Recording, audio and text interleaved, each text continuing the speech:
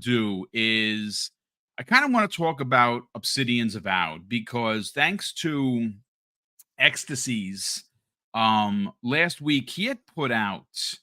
Now listen, if you don't know who Ecstasies is, he is a YouTuber from Spain. He has a phenomenal YouTube channel. I've had him on the show a couple of times. Absolute gentleman gamer when I tell you. Well, here's the thing. He doesn't really clout chase. I've never seen him do it. He has a lot of really pointed connections in the industry. I don't know who he talks to, and I honestly don't care. What I do care is that he is a community member that consistently puts out very entertaining tweets with a lot of substance, and most of the things that he talks about come to fruition. So he put out a tweet last week, and I don't know why this got buried. I just was a lot happening. So I had set a lot of the topics we're going to talk about today were originally supposed to be talked about on this Tuesday's Xbox Factor podcast, which of course it was breaking news about the closing studios. So we had to kind of just push these off to the side. And well, here we are. So I don't know so much about you, ladies and gentlemen. For me, one of my listen, I am excited AF for Xbox and first party. What happened sucks, but you cannot deny that at least we have a freaking roadmap of games. Now, bangers. I mean, everything seems, and again, I don't think we're going to get a Redfall situation on any of them. But here's the thing. We want to play the games. We want the games in our hands before we call them bangers, right? We want to put 10, 15, 20, 30 hours into it. We want to run through an Indiana Jones and give you a review. But we have to be fair here, C-Money. There is an onslaught of games. Even with all of the negative news, we cannot deny that something like Avowed, which is going to be, it's Obsidian. It's an Obsidian game. It's a new IP. It's made from something that's true and dear to their hearts with the Pillars of Eternity franchise. They really care about that. And they have taken all of that lore and put it into this first-person monster adventure that is going to mimic their other first-person space adventure. Why is it ringing? Outer Worlds. And I loved Outer Worlds. You know why I loved Outer Worlds, C-Money? Because of the interaction with the characters. It gave me a very Mass Effect feel. I was just about to say it was like a mini Mass Effect. Indeed, sir. Indeed. So listen, I want to bring you right in on this because here is what Ecstasies had to say. And this is really good stuff, folks. No one is talking about this. So kind of, grab your ham and cheese sandwich and just chill because we're going to break it down for you right now. Apparently, they're going to have great consequences, C-Money. Some small and some more intimate consequences that will happen right after your choice, the choices you make and the missions that you accomplish. It goes on to say consequences that occur several hours after the decisions through the missions will absolutely affect your play. So this is where I get excited because we're talking now. We're kind of moving into that, level of your game is going to be very different from mine. Very similar, C-Money, to like Starfield. Like you'll tell me a story and I'm like, you what? Where did you find it? Oh, I found this over here. Sure. Yes.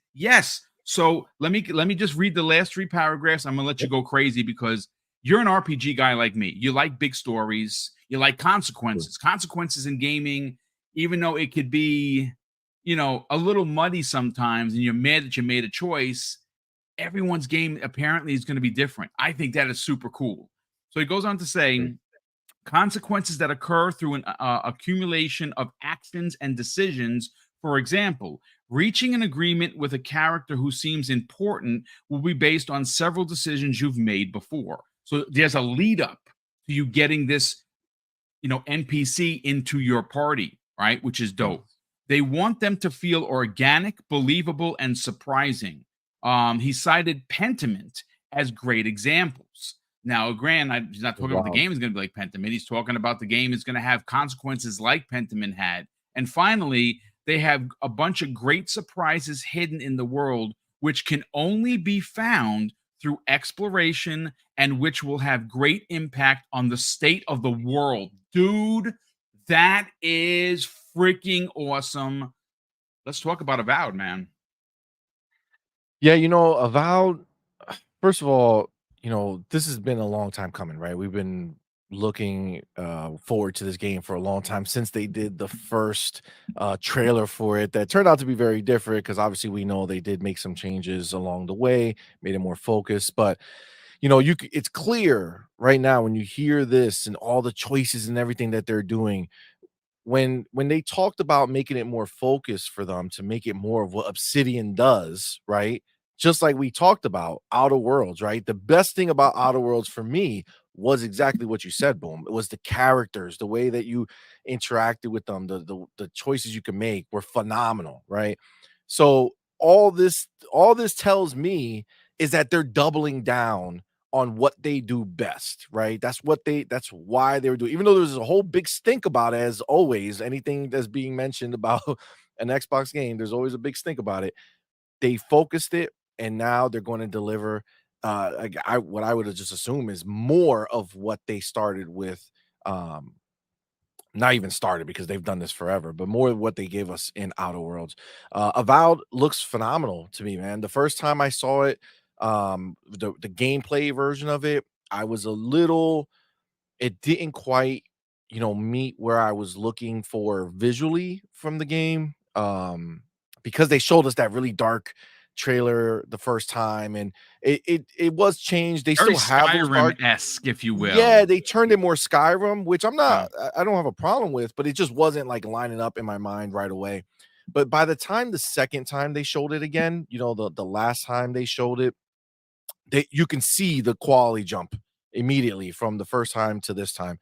And I can only imagine how much further they've come, but you can tell that they're obviously that's like the last stage of it, right? Putting all the shine on it. So I'm really looking forward to it. I think it really looks phenomenal. I'm excited for the gameplay.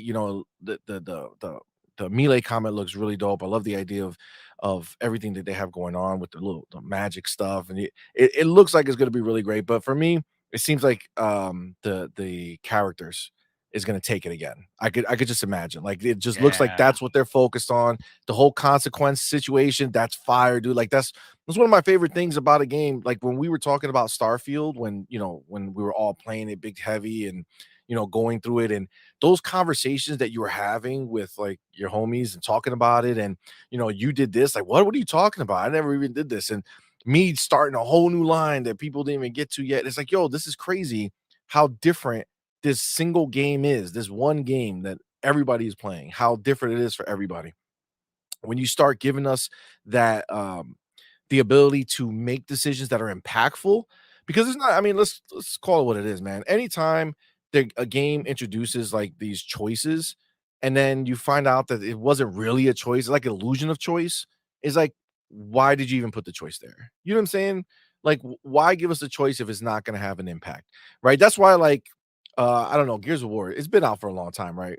Maybe I won't talk about it, but there's a decision there that I feel is a huge decision, like impactful in the game. Like, wow, this is going to change everything. But then, your mind sits back and says, well, it like this decision is almost too big because they're going forward when they make another one. Which version are they going to keep? Right. Like they can't, like, these are two main people. So, like, your decision in that game, either you did the decision that they went with and you're like, yo, my decision, look at what it made, or you made the other decision and then they double back on it. Like, oh man, I have two that's not cool. saves. I have two different Oh, you went saves. both. Oh, yes, I did. So I'm going to see which one plays out in Gear 6 that I like because if it goes one way and because the story is gonna dude, the whole game is gonna change Yeah, it's based gonna be a on that. completely different game. So I don't know yes, who I yes. don't know who you I don't know who you saved. I know who I saved. I don't know if maybe we shouldn't talk about it, but I um mean the game is 5 or 6 years old. Listen, all right, folks. I saved JD. Okay, Oh, I saved JD. I you had know to keep the what? bloodline. I couldn't I like I did not save JD. I Oh let him man. go, man. I let him go. See, I did it less for JD and more for Marcus. You know what I'm saying? Like, I feel like I can't kill his son. He's giving me too much. You know what I'm saying? Marcus has done too much for me in these streets. You know what I'm saying? Uh, That's like your brother look, has a kid, I'm and not then you gonna have like lie. some dude you just met, and you're like, fuck it, sorry, kid. You know what I'm saying? I couldn't. JD was the dude. I don't You know. know, it's And I funny. also feel like he's more likely to be in the next game than the other dude. It's possible. I mean, it's definitely for sure. But you know what? I gotta be honest with you. Like, I know that they're not real people, right? They're characters. Yeah, yeah. When Kate tells Marcus that JD died, I felt like I just killed I just killed this dude's kid. That's See, how I I didn't see felt. that. You know what I'm saying? Because I made the I right felt like decision. that. Like, Boom. Okay. man, I can't believe this. This is See, there was awful. nobody to cry to when the other two You know, died. You know what listen, I'm saying? real It's just quick, like, the Black John, welcome as always, brother. Nice to have you here. He what's up, says fam? JD was a D. The I whole mean, he was. game, he Again, kind it of wasn't was, for him. bro. I didn't save Uh, it for him. You know what I'm saying? I didn't save him for him. I saved him for Marcus. You know what I'm saying? I feel like I owed it to Marcus, okay, for every oh my bit of goodness. joy that I received from Gears of War. But nah, but this is what I'm saying. You know what I'm saying? So, like, for me, that decision though, as dope and as crazy and impactful as it was, because it was. If that was Gear 6 and they did that, like the end of the trilogy, and it was like, that's it, you're choosing who's gonna live or die, and that's your story, how it ended, that's different. This one, I just feel like I said, they're gonna choose one to make canon, right? Yeah. And because they're making another game and they're keeping the same assortment of characters, right? So that's the only thing that I don't like. Whereas when you look at something like Starfield or any of these other things, it's in this game, these decisions are going to be impactful. Now, that's only because nobody has done what Mass Effect was able to do, right? I think And dude, you're onto something here, C Money, and I think I know where you're going. And you know what? I'm going to be honest with you. I'm not saying that it's going to be mirrored, like they're going to run parallel, but Avowed. If I'll put it this way, if we get what we got in Outer Worlds, but in a D&D setting, I'm good. I think they're going to go further because it's Pillars of Eternity, bro. it's the exciting part for them because they're finally like Pillars will. I mean, don't get me wrong, Pillars became a thing, right? Yeah.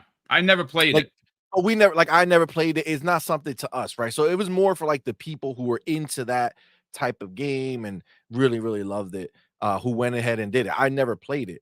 But I feel like now they're gonna open up pillars to the rest of us, right? Like we're now gonna get a chance to see that world and see what it means. And all that work that they put in to the last two games that they made that built the lore and the foundation for this world is all going to start to pay off. And honestly, you know, when you get a first game in a new story, like in a new universe, you know, there's a lot of stuff that they kind of have to you know, build up and see what works, right? And you're kind of like the guinea pig of that world because they made it and they're hoping that people like it.